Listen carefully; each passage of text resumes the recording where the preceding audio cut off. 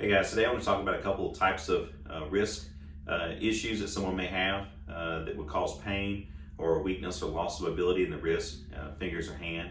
One of those is going to be de Quervain's tenosynovitis. And so what de Quervain's tenosynovitis is inflammation of the sheath, the synovial sheath, the guide tubes, right here at the base of the wrist, on the thumb side, where these two tendons, the extensor pollicis brevis and the abductor pollicis longus, runs through. So that allows you to bring your thumb back and out to the side. And those tendons for those muscles run through these guide sheaths, and they're lined with fluid, and they can become irritated through repetitive strain and use.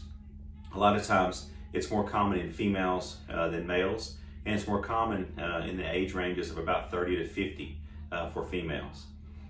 This may come about from, if you're doing repetitive strain movements where the hand deviates ulnarly downwards like that. That's actually one of the tests that we do. It's called the Finkelstein test, where you deviate the wrist in the ulnar direction and you bring the thumb across and see if it reproduces pain or any symptoms at the base of the thumb there at the wrist.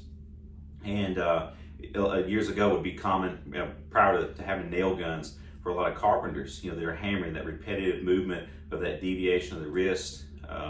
Also someone that's picking up a child, small child, toddler, things like that. You're picking it up and you're having that force that's pulling the wrist down in that over deviated position.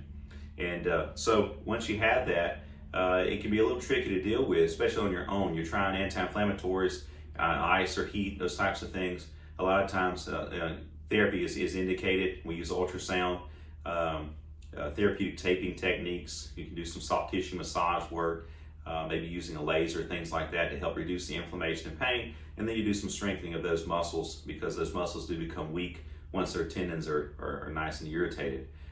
In worst cases, the surgical intervention is indicated, where they go in and they make a little incision on those two guide sheaths or tubes, and it helps to open it up and give the tendon some space. So that's de Quervain's tenosynovitis. The other is irritation or tearing of the TFCC, or triangular fibrocartilage. That's pain on the ulnar side, so the pinky finger side of your wrist. That's common.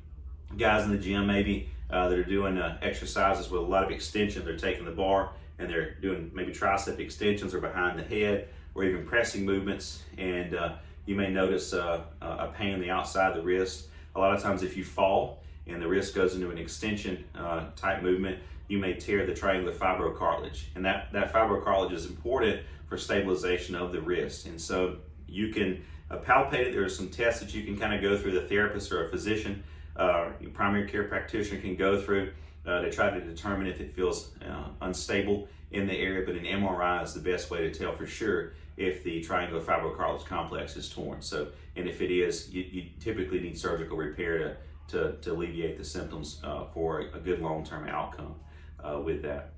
And then of course there's carpal tunnel syndrome that you can develop, where there's compression of the median nerve as it goes through the carpal tunnel here, and that will cause either pain at the wrist, numbness, paresthesia, or abnormal sensation. On the thumb side, this is called the thenar eminence. The thumb, index finger, the middle finger, and then the inside portion of the ring finger. And so that would be compression of the median nerve, known as carpal tunnel syndrome.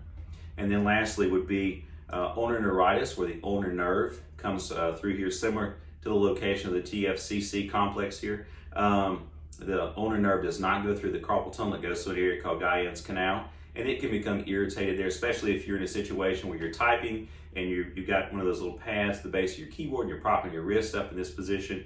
Chronic pressure on that can irritate the ulnar nerve, and so you can have pain on the outside of the wrist and or paresthesia or abnormal sensation on the pinky finger side, known as the hypothenar eminence, the pinky finger here, the fifth digit, and the outside portion of the ring finger on either hand. So that's a couple of your most common wrist issues there. And again, a lot of that can be, you can try to have it assessed by a therapist or a primary care practitioner, physician, athletic trainer, etc.